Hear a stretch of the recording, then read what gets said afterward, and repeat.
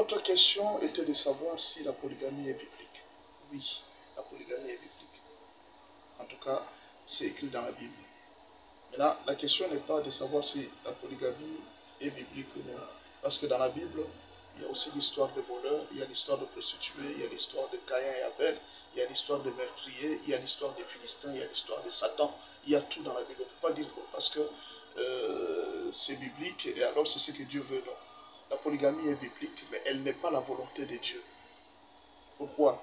Dieu a montré la polygamie dans l'Ancien Testament. Il a prouvé par tous les moyens que la polygamie était une mauvaise chose. Quand vous voyez tous les récits de l'Ancien Testament, il vous démontre que la polygamie est une mauvaise chose. Je commence par le cas d'Abraham. Jusqu'à ce jour, ses enfants continuent à se battre à cause de la polygamie. Je prends la famille de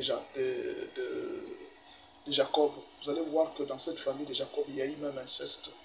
Je prends Judas qui a connu trop de problèmes. Il est parti jusqu'à avoir un enfant avec des enfants avec sa belle-fille. Vous voyez un peu. Vous prenez le cas de Salomon. Salomon qui a épousé plusieurs femmes. Et vous connaissez ce qui s'est passé. Il s'est retrouvé dans l'idolâtrie. Je prends David, le roi David. Il a épousé plusieurs femmes. Vous savez ce qui s'est passé dans sa famille. Les enfants ont commencé à coucher entre eux. Il y a eu inceste dans cette famille.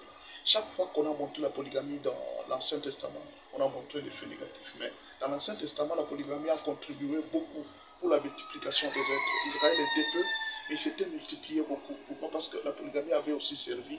Quelqu'un pouvait avoir une femme qu'il n'aimait pas au monde, il pouvait épouser une autre, et la maternité continuait ainsi. Mais quand Jésus est arrivé dans le Nouveau Testament, la polygamie n'est plus importante. Pourquoi? Parce que Jésus est venu, il a changé de système. On ne cherche plus la multiplication des êtres, on est en train de chercher maintenant la multiplication des âmes. C'est-à-dire, Jésus est venu pour que les âmes puissent se multiplier. Donc, vous n'avez pas besoin d'avoir deux femmes. Et d'ailleurs, dans l'Ancien Testament, la stérilité était considérée vraiment comme une malédiction. Mais dans le Nouveau Testament, ce n'est plus un problème. Même si vous n'avez pas des enfants biologiques, vous pouvez en avoir des enfants spirituels. Voilà pourquoi on parle des pères spirituels, on parle des enfants spirituels. C'est-à-dire que vous pouvez avoir même des enfants spirituels. Donc, la polygamie n'est plus importante vraiment pour le Nouveau Testament et ce n'est plus prescrit. C'est pourquoi ça devient comme le mariage monogamique. Vous allez le trouver dans le modèle de Christ. Vous allez trouver par exemple Joseph, c'est le modèle de Christ.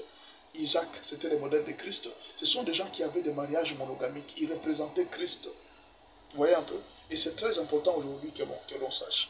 Et en plus, il y avait une autre dimension de la polygamie dans l'Ancien Testament, c'était la sagesse divine qui montrait que Jésus-Christ épouserait plusieurs femmes.